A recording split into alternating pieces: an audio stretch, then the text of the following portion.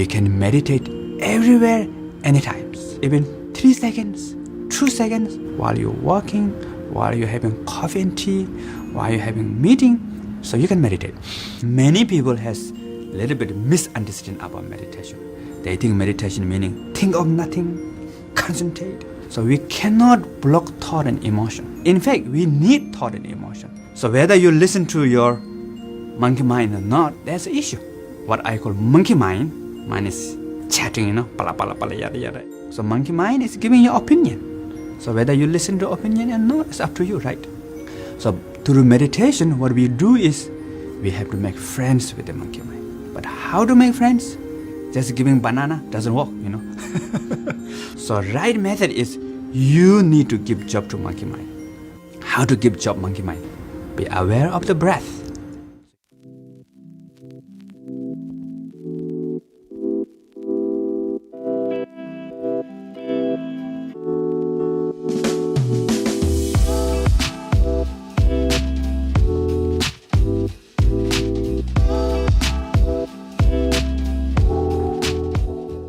What up, though? Welcome to the channel, Lifechronicles.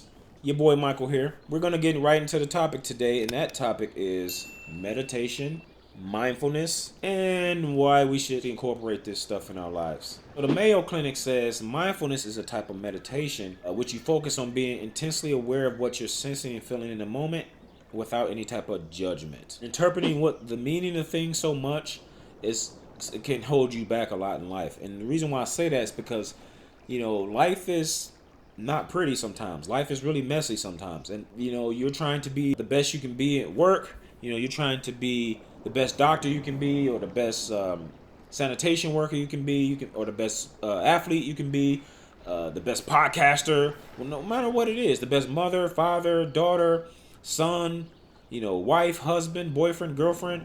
There's always this pressure in life, and sometimes it can be relentless, and it brings you to the point of craziness sometimes. You're overthinking sometimes. How did it feel to you? Let me think. Don't think. Feel.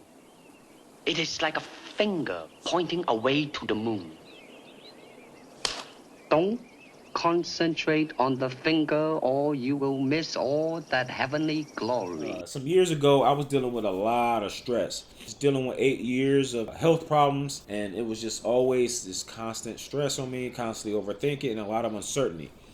So I want to talk about the reasons why we need to have more mindfulness and meditation practice in our everyday lives. Perfect. Number one reason why I think we need mindfulness is it helps us create this sense of order and gives us more neutral perspective on life. When we have this tough and messy life, which no matter who you are in life, there's gonna be these tough times in life. There's gonna be some messiness a part of your life, no matter what it is, because we're humans and we have complex thoughts and emotions. And dealing with that sometimes can be overwhelming. It can lead to anxiety. Using mindfulness can actually help you sort through some of the clutter. And you can deal with these issues with wit, humor, and acceptance. Perfect. Second reason why I think we need mindfulness is it helps overcome fixed ideologies and opens creativity. When your mindset is fixed on a certain way of doing things or a certain way of living, that actually creates more stress. You got to uphold some type of ideology in your head of for example, what a real woman should be, or what a real husband is, or whatever it may be. That's inherently that's going to have stressful thinking. So what I try to incorporate is just because something's always been done the same way doesn't mean that's the only way. You want to try to look at life as a creative puzzle. There are some things that are fixed about life. There are some laws and principles, but some things you can switch up and do it your own way. It's your life and you got to live it your own way. You just be creative. Don't have to be so fixed in your ideologies sometimes. Perfect. The third reason why I think we should practice more of a mindfulness lifestyle is because it helps improve our self-awareness. So self-awareness is basically the ability to recognize your own strengths, your own weaknesses, thoughts, and feelings, and how those things inside you affect your external world and external behavior. If I'm a type of person that I know that I'm not a nice person in the morning, I don't I'm not right until I have my coffee, and I'm kind of snarky in the morning. I need to know, okay, how is that presented into the world when I'm exposing myself to people? They don't know that, or it's not their fault you didn't have coffee, So you have to kind of be aware of, what's going on the inside, and most people, they don't know what's going on internally. They try so much by doing so much things, whether it's social media or entertainment or whatever it may be. They try to bring so much stuff that blind them in their eyes so they don't have to look inside. I think you need to have some time just in deep thought. Well, that's 2 or 3 minutes a day. Deep thought helps you. Being self-aware helps you, and this is how it helps you. I'm gonna give you an example. When, let's say, for instance, you've been dealing with a lot of stuff. And sometimes life seems like it can be relentless, going back to back stuff. And you may have dealt with a death in the family, and then a couple months later you had a breakup because you've been depressed, and then the breakup happened, and then that eventually affects your work life and school. So you got all of this stuff going on. You can carry that with you to the point of long-term depression. And what some people do is, okay, I'm just gonna work harder. I'm just gonna ignore this stuff, and I'm just gonna grind mode or whatever it may be. That's gonna hurt you if you just don't just stop and just deal with the emotions and deal with the hurt. You can end some of that stuff right then and there, because you don't have to dwell so much, because you've already dealt with some of the emotions from years ago. Perfect. And number 4, mindfulness can actually help you have more discernment to who your real friends are.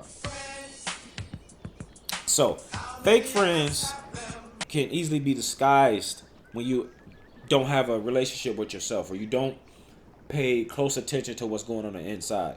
When you're in the midst of a fake friend or a fake group of friends, if you're not aware, if you're not paying attention to what's going on the inside, and certain things rise up in you and you don't question those things, you just kind of let it go, you're going to constantly have negative people around you, toxic people around you. It's good to be self-aware, because this and to get those people out of your life so you can get the right people in your life. Perfect. And finally, the last reason why you want to be just more self-aware or incorporate mindfulness into your life is it helps to battle and overcome mental and physical challenges in life. We had a new head coach that came to the Los Angeles Lakers by the name of Phil Jackson. And Phil was just coming off of winning 6 championships with the Bulls. And he was really big on mindfulness and really big on meditation. And it wasn't an option for us. So we'd sit in our film room, and he'd turn the lights out, and we would meditate as a group. And he'd teach us mindfulness. And it really connected with me because he was teaching mindfulness through something that I was extremely passionate about, which was the game of basketball. So it was told through the lens of, this is going to help you here. And so I had this curiosity about it. That was my introduction to meditation. And then seeing the poise that we played with, the fact that we can be in a hostile environment with fans yelling and screaming and pressure situations, and it having no effect on us. Because we were never too high, never too low. We were just in the moment, and felt very secure in who we were. And that was my introduction to meditation. Like I said earlier, life can be relentless. Life is not fair. Stuff happens in life. We live and we die. Those are the facts. And some people don't even get to live, because they're so worried, they're so stressed. And to succeed in life, no matter whether it's the smallest levels in life to the grandest stage of life, you always have to keep your mental and spiritual self in check. Tell me what you were thinking about when you were going in for that jam, and with Magic over there on the sideline. Were you thinking about what you were doing? I was thinking too much. I knew in my mind, I think I was going to throw it off the backboard, as I did in Miami 2 years ago, and I just got so damn anxious with the ball. Some of my favorite athletes or entertainers or sports figures, like from Bruce Lee to Michael Jordan, they all have this thing in common, and that's mental toughness, mental preparation. A lot of success is just dealing with life and overcoming struggles. It's a mental game. What goes on between. Perfect. So now we're going to talk about a couple of activities I think we can do to kind of help you be more mindful. 1, just go out in nature and go for a walk. It don't have to be no huge hike or journey. Just 10 minutes, 15-minute walk, and just enjoy your surroundings. Pay attention to your surroundings. You can do this in your neighborhood. You can do this on lunch, whatever it may be. Just go out without your cell phone and just go out and just get some fresh air. Stop and smell the roses for once. Especially if you can do it at work, that's even better. Another thing you can do, as a mindfulness activity is at the end of the day, you can do this also with your spouse or some of your friends or whatever it may be. Write or think about 4 things that you appreciate about the day. Do this whether you had a good day or a bad day. There's always something you can have some type of appreciation for at the end of the day. And you do this, why? Because gratitude, which we can talk about that another time, but gratitude is something that every person should try to think about. Because we always have something we can be grateful for. Always have something we can be thankful for. If you're listening to this podcast, you have ears that can take in sounds. That's something you should be really grateful for, because not everyone does. If you're seeing this, you have 2 eyes. That's another thing. I mean, there's so many things. You know, you have a way to practice appreciating the little things in life that you take for granted so much. And lastly, the thing you can try to do is try something new, whether that's a new hobby, new activity, or try something that's creative. Just something fun that can break up the monotony of life. Years ago, I kind of made it a thing about my life. I wanted to keep trying new things. And one thing that I did was dancing. And it's one of the best decisions I've ever made, because I love Latin dance.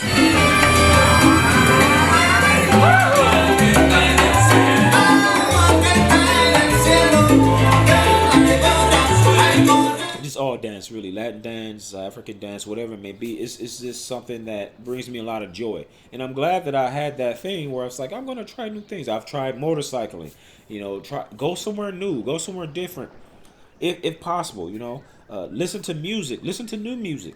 Listen to new podcasts, Try to keep positive stuff in your ear, There's so many positive effects you can get from dancing and music.